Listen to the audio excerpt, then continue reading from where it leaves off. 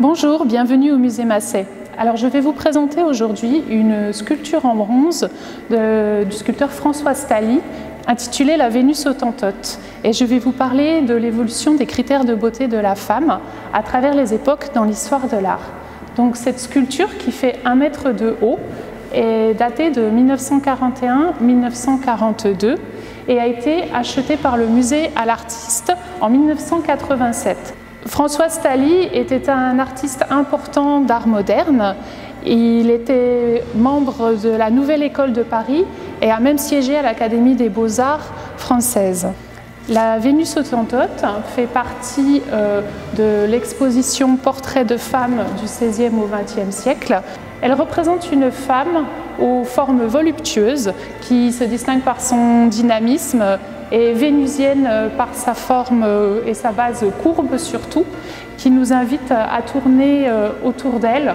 On peut voir différentes formes en fonction de l'angle dans lequel on se positionne. La Vénus Hottentote, c'est la douloureuse histoire de Sarah Baartman, une jeune femme originaire du Cap-Nègre en Afrique du Sud, qui a été emmenée en Europe vers 1810, à Londres exactement, et elle a été présentée nue comme le plus merveilleux phénomène de la nature, car elle était affublée d'un fessier hors proportion. Elle a été transformée en objet de foire, présentée dans des zoos humains et ensuite vendue comme esclave sexuelle. Elle succombera seulement 5 ans après être arrivée en Europe en 1815. Son corps sera alors disséqué, momifié et présenté au Musée de l'Homme à Paris. Cette sculpture et l'histoire de la Vénus Hottentote fait tristement écho à l'actualité concernant les violences faites aux femmes qui sortent de plus en plus au grand jour, et particulièrement pendant le confinement où cette violence a été exacerbée. En 1942, le sculpteur François Staly s'intéresse aux formes archaïques du féminin, telles les Vénus du Paléolithique, donc ces déesses qui ont des formes très rondes avec un postérieur imposant, qui représentent la fécondité et la fertilité. Et autrefois, à l'ère du Paléolithique, les femmes qui possédaient ces formes étaient considérées comme des canons de beauté. Alors en réalisant cette œuvre, François Staly explore la définition de la beauté, qui est une notion subjective, car les critères de beauté de la femme ont grandement changé au cours des différentes époques. Par exemple, dans l'Antiquité égyptienne, l'idéal de beauté est visible dans les portraits d'Ahmès Néfertari, sœur et épouse de Pharaon. Elle était réputée pour sa grande beauté et les statues la représentent comme une beauté africaine, mince, élancée et musclée. Les Égyptiennes avaient l'habitude d'utiliser des fards, des onguents et également du kohl pour s'agrandir le regard. Par tous ces cosmétiques, elles espéraient atteindre la jeunesse éternelle. Durant l'Antiquité gréco-romaine, avec l'apparition des Jeux olympiques et du nombre d'or en Grèce, l'idéal de beauté, c'est un corps aux proportions parfaites, aussi athlétique que celui des hommes, signe de bonne santé et de vigueur. Les artifices vont être réduits au minimum, la beauté est naturelle. On a l'exemple de l'Aphrodite de Cnides de Praxitèle qui date de 400 avant Jésus-Christ, et qui représente bien ce corps aux proportions parfaites et qui deviendra par la suite le prototype de la statuaire antique. Au Moyen-Âge, c'est l'ère des jeunes filles nubiles, ou à l'image de la Vierge Marie. L'essor du christianisme à cette époque a considérablement changé l'image de la femme. C'est celle donc de la femme pure qui ne montre pas ses attributs physiques. Le maquillage est interdit par l'Église car travestit les créatures de Dieu. Le teint est pâle, les vêtements sont amples et les seins doivent être petits et sont même parfois bandés. La taille et les hanches sont fines, même si le ventre, lui, est rebondi. Pour paraître le plus jeune possible, certaines s'épilent même le front, telle Agnès Sorel, la favorite du roi Charles VII. Le peintre Jean Fouquet aurait même utilisé ces traits pour la représenter sous les traits de la Vierge dans le tableau « Vierge et enfant entourés d'anges » de 1452-1458. À la Renaissance, c'est le retour de la féminité. La femme est bien en chair, avec le teint pâle, des cheveux d'or, c'est le fameux blond vénitien, et les femmes utilisent du maquillage avec les fards venus d'Orient. Nous avons l'exemple de cette œuvre que nous avons dans nos collections, Le Jugement de Paris de Franz Floris de Pfrindt, de 1519-1570. Et donc, sur cette œuvre sont représentées les 3 déesses.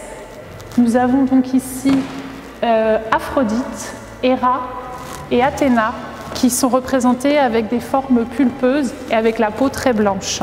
Alors au XVIIIe siècle, c'est le siècle classique, où la beauté est devenue artificielle. La taille est très fine, la poitrine est opulente et les bras et les mains sont potelés. On enferme le buste dans un corset et on amplifie les hanches avec des paniers. La peau est très blanche, poudrée, très poudrée, avec des lèvres rouges. Les perruques, parfois très hautes aussi, sont poudrées. Certaines nobles vont même jusqu'à se surligner les veines de bleu pour montrer leur lignage.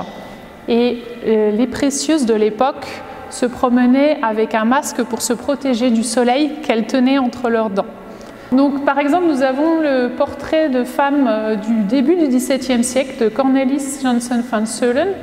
Et c'est un artiste flamand, donc on est sur une mode un peu plus austère dans les pays flamands qu'en France où la mode est beaucoup plus exubérante, mais on observe quand même bien le teint pâle et les plus beaux atours que porte cette femme. Au XVIIIe siècle, le siècle des Lumières, on retourne vers plus de naturel. Les femmes sont moins fardées, mais elles ont toujours la peau très pâle.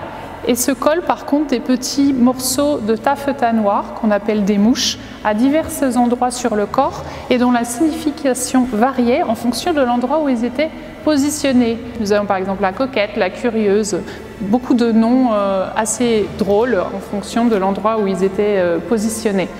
Les coiffures sont moins strictes mais savamment décoiffées et la silhouette reste cependant sensiblement la même qu'au XVIIe siècle.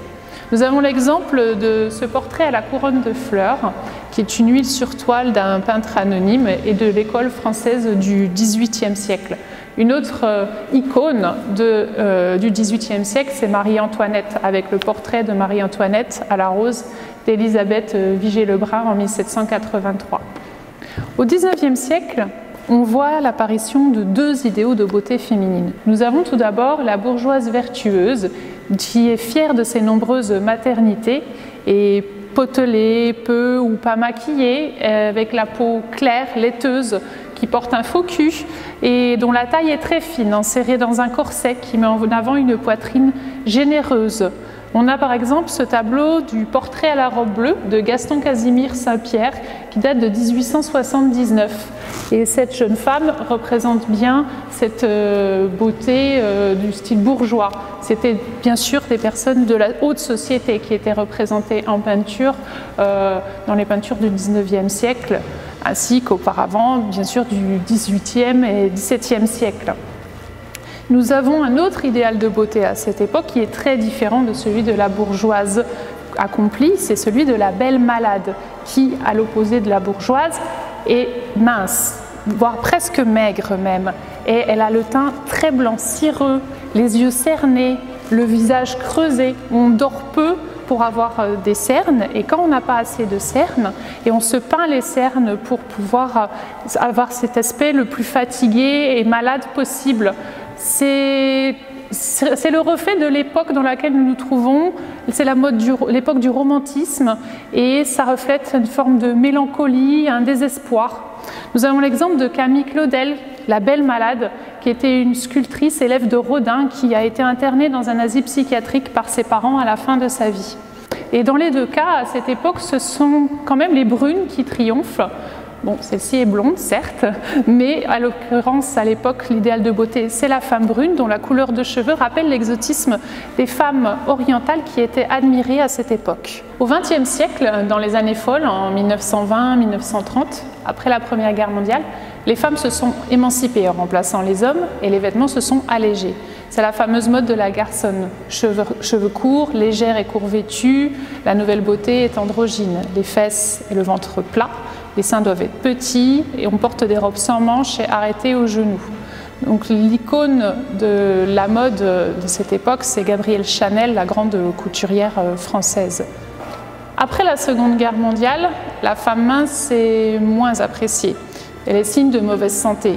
Donc c'est les femmes les plus pulpeuses qui sont à l'honneur, comme la sensuelle blonde platine Marilyn Monroe. On est dans l'ère des pin-up. Mais la femme mince va rapidement redevenir un symbole de beauté.